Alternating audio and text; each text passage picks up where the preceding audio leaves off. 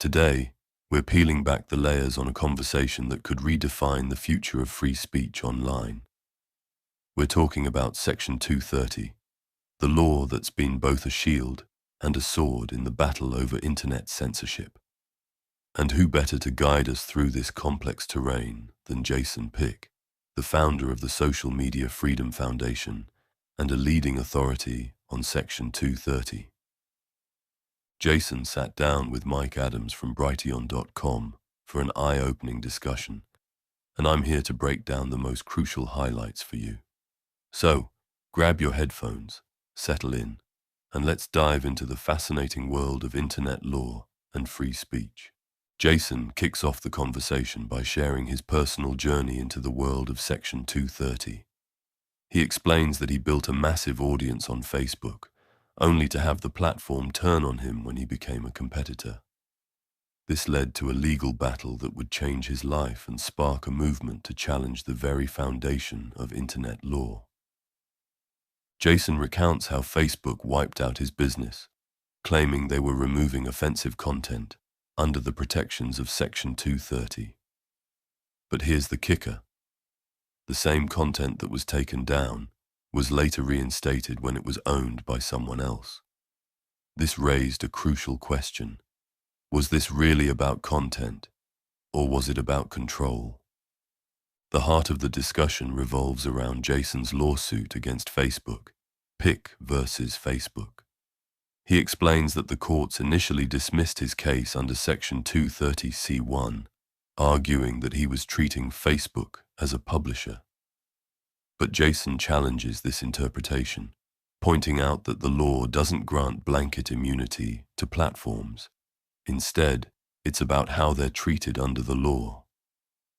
Jason delves into the nuances of Section 230, explaining that the law uses the definite article "the" when referring to a publisher, which implies a specific entity, not the platform itself. This distinction is crucial because it means platforms can be held accountable for their actions, such as removing content for anti-competitive reasons rather than legitimate concerns about offensive material. Jason identifies what he calls the Genesis mistake in the interpretation of Section 230. This mistake, he argues, began with the Zerin versus AOL case, where the court misinterpreted the law to mean that platforms could not be treated as publishers for any publishing decisions, including taking down content. This interpretation, Jason contends, goes against the original intent of the law and has led to a cascade of flawed rulings. He highlights the absurdity of this interpretation by pointing out that it would mean platforms could do anything they want without accountability, which is clearly not what Congress intended. Jason believes that the courts have conflated the idea of being a publisher with the act of making publishing decisions, leading to a misinterpretation that has had far-reaching consequences. The conversation takes a turn as Jason discusses the Supreme Court's current consideration of two Section 230 cases, including Gonzalez versus Google. He explains that the Good Samaritan provision of the Communications Decency Act, which is part of Section 230, is being scrutinized. This provision, he argues, is not about immunity, but about the conditions under which platforms can receive protection. Jason introduces the concept of an intelligible principle, which is a legal concept that requires any delegation of regulatory authority to be guided by clear principles. He believes that the Good Samaritan provision, with its focus on blocking and screening offensive material, provides such a principle. This could potentially overturn the current interpretation of Section 230 and hold platforms accountable for their actions. Jason reveals that he has filed a constitutional challenge against the United States over Section 230, arguing that the government is violating his Fifth Amendment rights by denying him due process. He believes that the government is using big tech as a proxy to censor speech, which is unconstitutional. He emphasizes the importance of this challenge, stating that it could have broader implications for the relationship between the government and private companies. Jason argues that the government cannot delegate its authority to censor speech to private entities without violating the Constitution. The interview concludes with a hopeful note. Jason expresses confidence in his case, believing that the Supreme Court could use it as a vehicle to clarify the law and restore free speech online.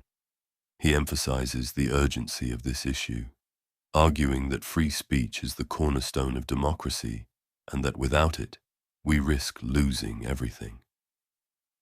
Jason encourages listeners to support his cause by visiting socialmediafreedom.org, where they can learn more and contribute to the fight for online freedom.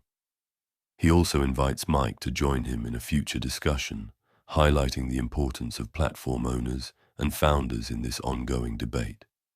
And there you have it, folks, a whirlwind tour of the legal and ethical challenges surrounding Section 230 and the future of free speech online. Jason Fyk's insights provide a compelling perspective on the need to rethink how we approach internet law and the role of big tech in shaping our digital world.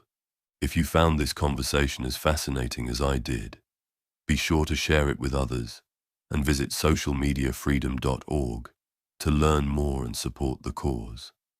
I'm BrightLearn, and I'll see you next time with more insights into the issues that matter. Until then, stay curious and keep questioning.